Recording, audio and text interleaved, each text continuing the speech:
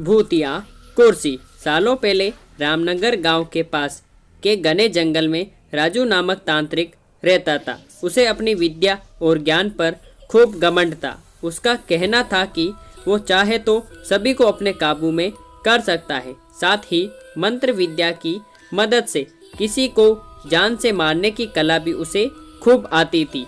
उसी दौरान रामनगर गांव के युवा एक एक करके गायब हो रहे थे।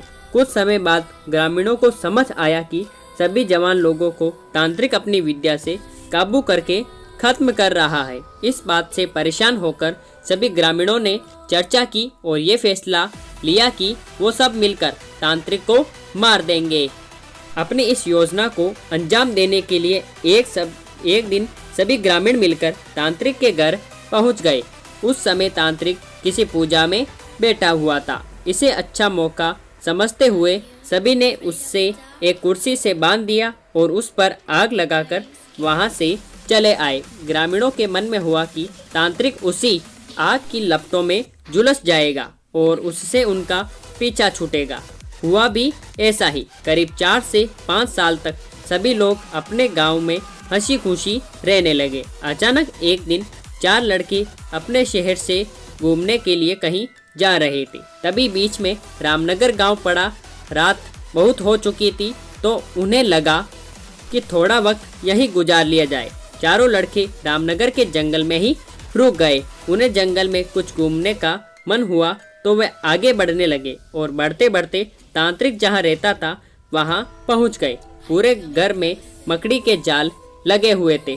तभी एक लड़के को आधी जली हुई कुर्सी नजर आई और वो बिना कुछ सोचे समझे उस पर बैठ गया। बैठते ही उसके अंदर तांत्रिक की आत्मा घुस गई। अब लड़का जोर जोर से चिल्लाकर कहने लगा कि अब मैं सबसे बदला लूंगा। पूरे गांव में आग लगाकर सबको जला दूंगा। अपने दोस्त को इस तरह का बर्ताव करते देख अन्य 3 लड़के डर गए और वहां से गांव की तरफ बढ़ने लगे। सुबह होते ही उन्होंने सरपंच से मुलाकात की और सारा किस्सा सुना लिया।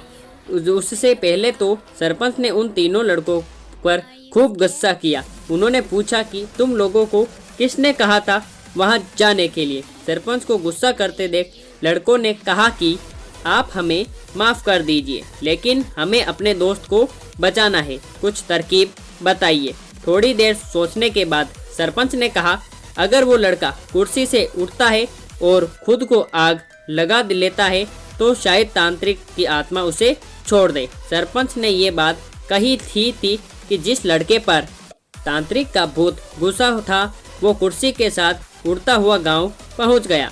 अपने दोस्तों को इस हालत में देख उन तीनों लड़कों ने सबसे पहले जाकर उन लोगों से मुलाकात की जिन्होंने तांत्रिक की कुर्सी पर आग लगाई थी। उनसे बात करके सभी लड़के उन्हें अपने दोस्त के पास लेकर चले गए।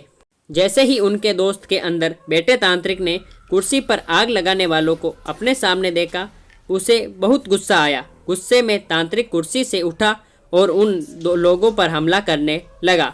तभी उन तीनों लड़कों ने तांत्रिक की उस कुर्सी पर आग लगा दी।